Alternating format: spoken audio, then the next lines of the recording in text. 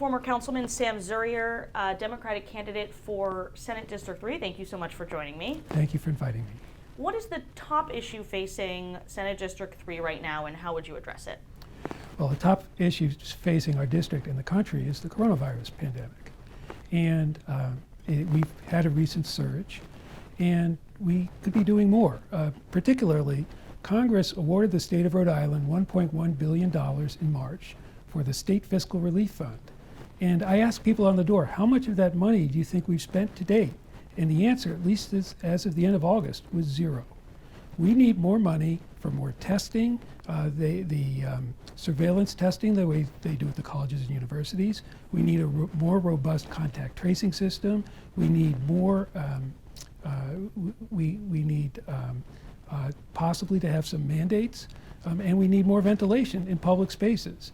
And items 1, 2, and 4 on that list, we could be using the federal money to do it, and I just don't understand why we're keeping that money sitting in a bank account. What I've heard is it's because the governor and the General Assembly can't agree on how to spend the money, and I think that needs to be resolved. How would you spend the American Rescue Plan dollars if you are elected to the Senate? Okay, so the first priority is addressing the coronavirus in the way I just described.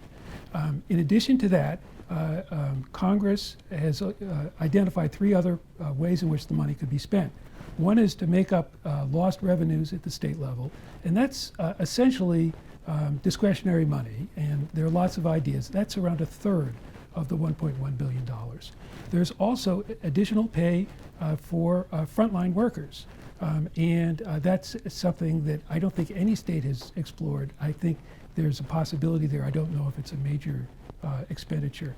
The fourth area is water, sewer, and broadband infrastructure, which is not strictly related to the coronavirus, but I believe that there are quite a number of ways the money could be spent. But going back to the first one, even after the state addresses those 1, 2, 3, and 4, there's going to be money left over, and Congress has been prescriptive about how to use that money. More specifically, Congress has said you can use the money to address the coronavirus pandemic to address the disparities that increased as a result of the pandemic. And what Congress said, Treasury said in its guidance, is that you can use it in what's called qualified census tracts, which are high poverty neighborhoods, to address those disparities. And one of the things that the guidance says specifically is affordable housing. And I believe that there is an opportunity to make a major investment in affordable housing, perhaps in the hundreds of millions of dollars, in a way that Congress intended, and frankly would be the right thing for Providence to do.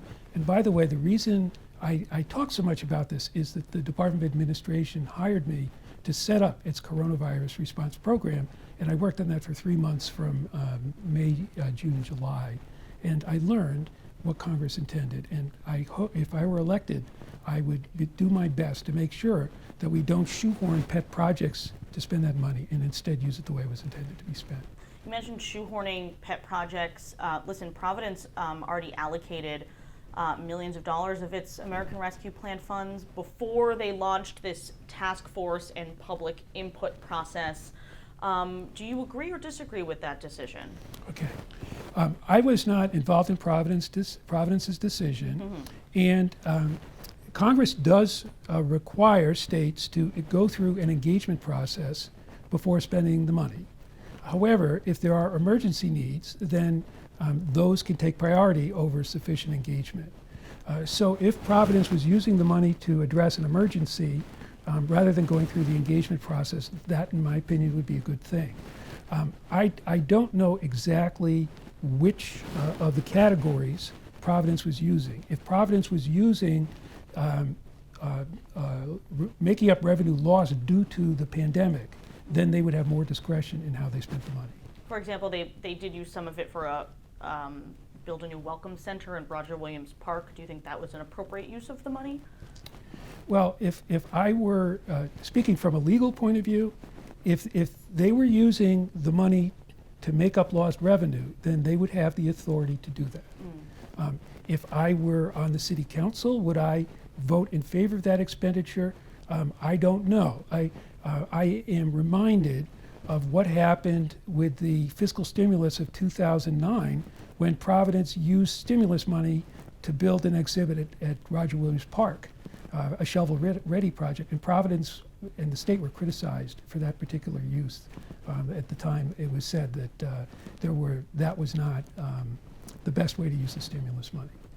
Switching gears, how do you think the state takeover of the Providence schools are going? Do you think the state should give the schools back to the city? Okay.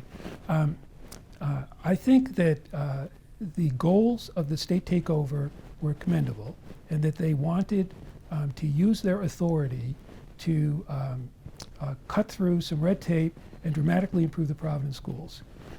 And in some areas, the state has done some good things, most specifically in terms of keeping the schools as open as possible during the pandemic. With that said, I do think that they've made some serious mistakes. One, which I believe was covered extensively by WPRI, was the administrator who popped the toes.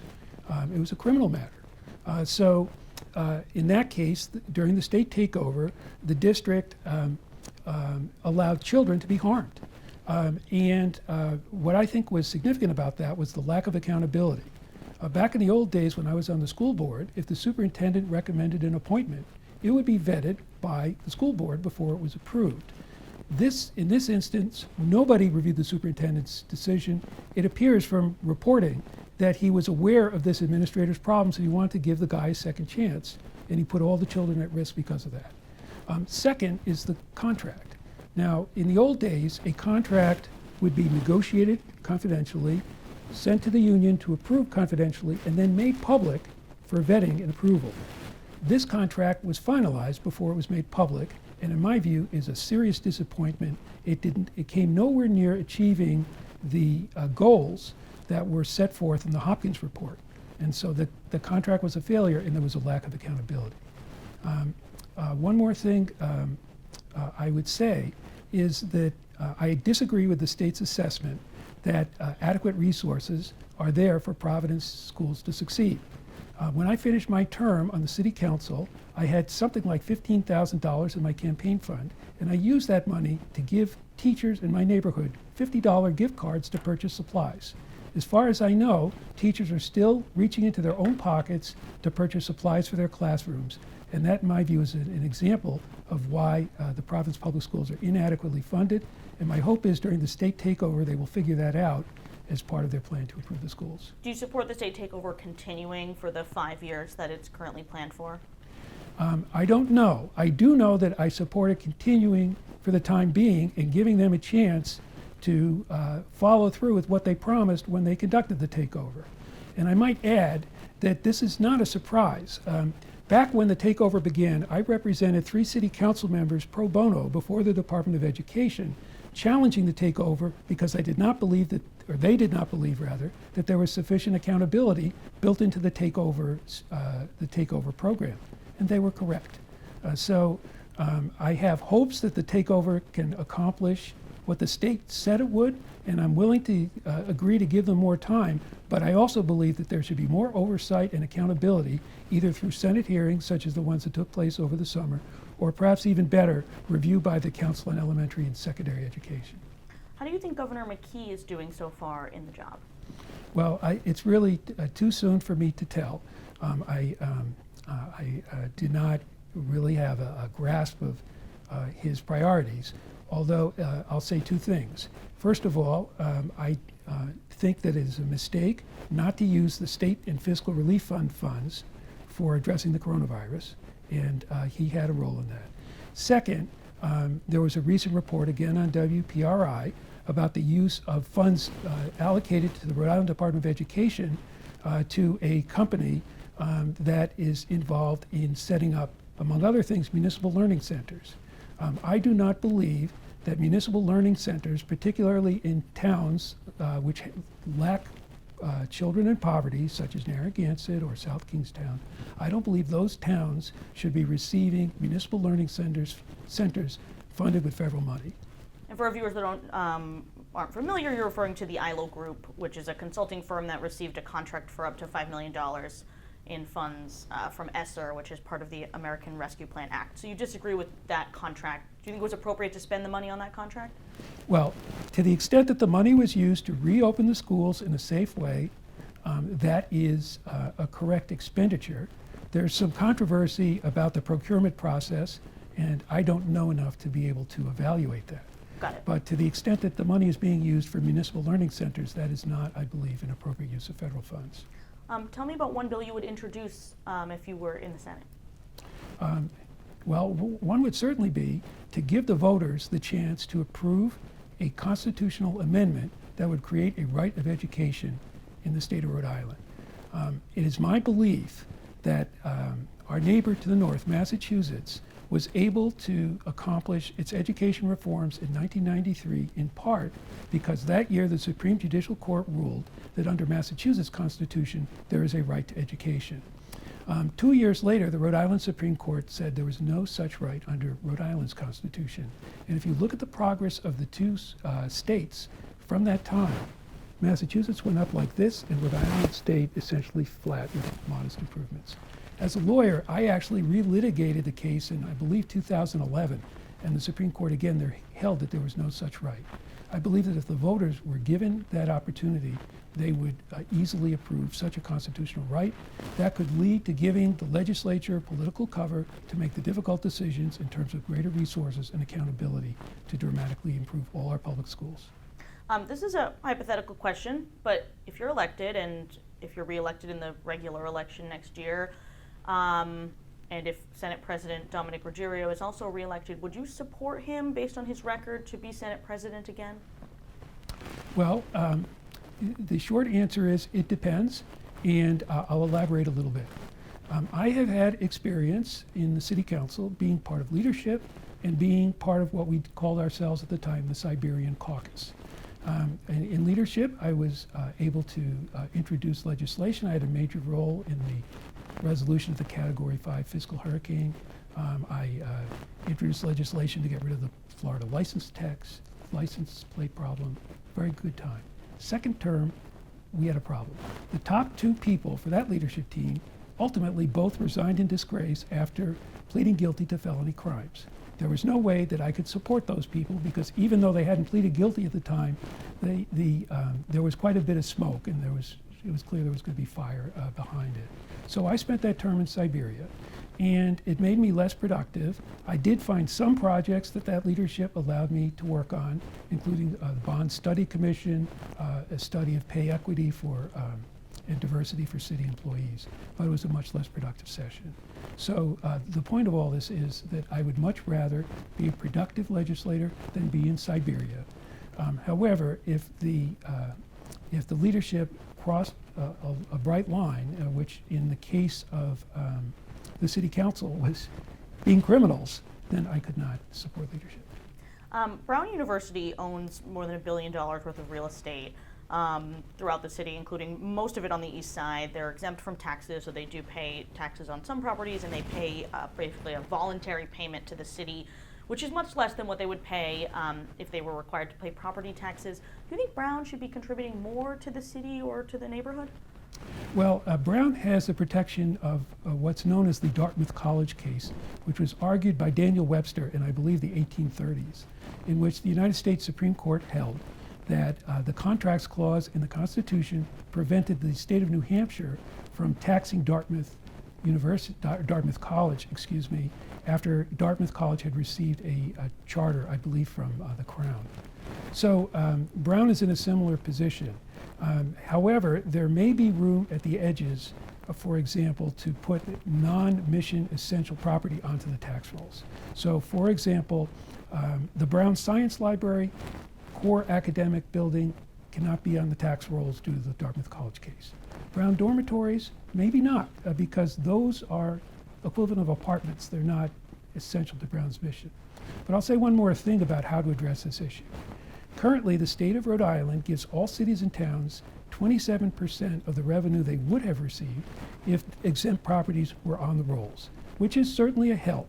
But next to us is the state of Connecticut. And in the state of Connecticut, the state gives cities and towns 44% for state-owned buildings and 75% for property owned by institutions such as colleges and universities. So that is a different way to address this issue, and I see value in pursuing both at the same time. So you would propose that the state pilot aid be increased? Exactly. Okay, understood. 2 questions about tall buildings. 1, Should the Fane Tower be built? Okay. So I was, when I was on the city council, I opposed that, and I was very upset about that because the city had a comprehensive plan. The Planning Commission said this is inconsistent with the comprehensive plan. It was pretty obvious that it was inconsistent with the comprehensive plan. So it went to the city council, and the city council overrode what the Planning Commission said. And certainly you could do that from time to time. But in that situation, I didn't think there was any justification for overriding the city's comprehensive plan. There's room for tall buildings in the central core of downtown, but that building is going to stick out in a way that is not how we planned our city. And what do you want to see happen with the Superman building? Well, I would love to see a way to revitalize that building. It's right in the core of downtown. However, all the proposals that have come to date involve a significant investment of state resources. And I would not approve such an investment until it was demonstrated to me that it was worth the money. And I don't know any proposal in sufficient detail to say I would support it. Should Providence increase its police budget and hire more police officers to address an uptick in violence this year? Yes, so I believe at this point a new police academy is scheduled to begin in around a month or a month and a half. It's already started. Okay, and then there's going to be another police academy that's been approved. And I believe that if both of those go forward, it will increase the police department to a more acceptable level, although we'll have to see how much attrition there is to see how much we're left with at the end. With all of that said, I believe that the people who presented the defund the police message had an important concept they were advancing, namely that there are many issues that the police address that would be better addressed by somebody else. And so there's a role for social workers, there's a role for de-escalation experts, there's a role for the nonviolence society. All of those should be involved, and that involves even more money. And that's why I believe that if the state increased its aid to the city of Providence for its tax-exempt properties, there would be additional resources, not only to restore the level of police to a more appropriate level, but also to build in these ancillary services so that the police are only addressing the issues that they're most qualified for. If you join the Senate, will you push for the General Assembly to pass a pension obligation bond to shore up the unfunded liability in Providence? Or what else would you propose if not? Okay. So first of all, the mayor appointed me to a study commission which is looking at that issue right now, and I'm learning more, so I don't have a final position.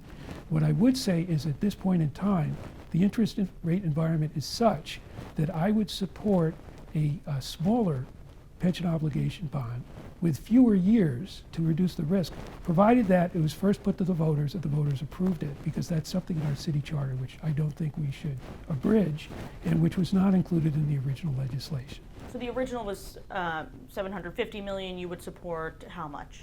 I would support 200 or 300 million for a shorter period of years, maybe 10 or 15 years. But that could change. I could become more supportive as time went on.